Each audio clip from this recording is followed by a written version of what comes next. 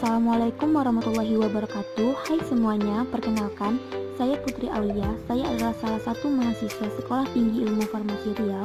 Di sini saya akan menjelaskan video edukasi mengenai The Bond of Nature Spirulina dengan dosen pengampu Bapak Hairul Fadli, MSc APT.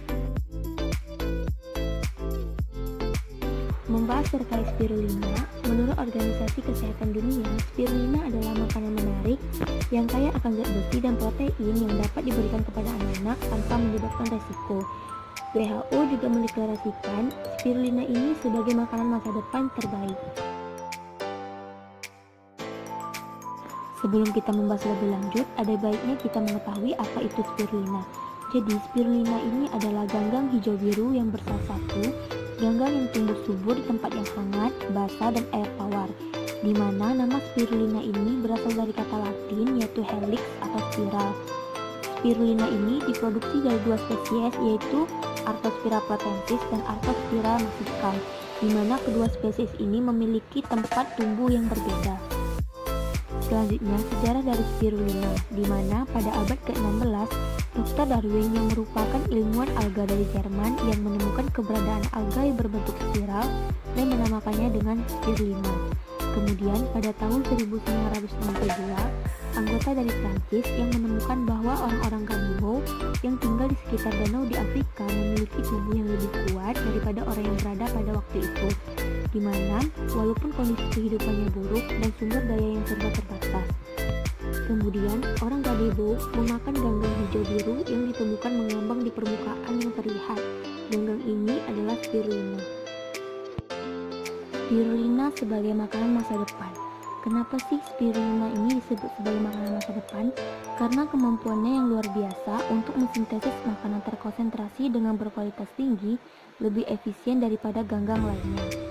Kemudian, spirulina ini juga mengandung 65 hingga 71% protein komplit dengan semua asam amino esensial dalam keseimbangan yang sempurna.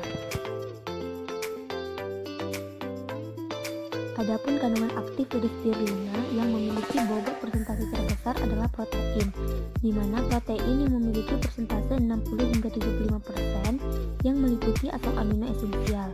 Kemudian ada karbohidrat, di mana karbohidrat ini memiliki persentase 15% yang meliputi polisakarida dan glikogen.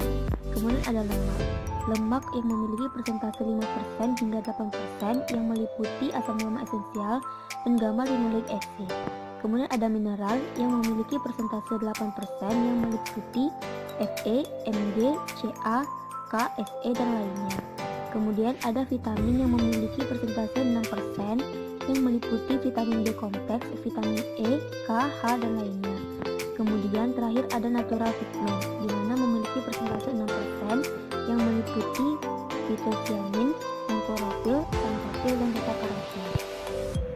Selanjutnya, nilai gizi dari spirulina yang pertama itu mengandung 60 hingga 70% protein tanpa kolesterol dan menyediakan semua asam amino esensial yang jarang terjadi di antara makanan nabati.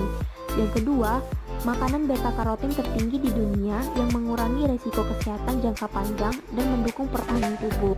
Yang ketiga, gamma linoleic acid, yaitu asam lemak esensial penting untuk tulang yang sehat, fungsi otak normal, pertumbuhan dan perkembangan, stimulasi pertumbuhan kulit dan rambut, dan regulasi metabolisme seperti lipid.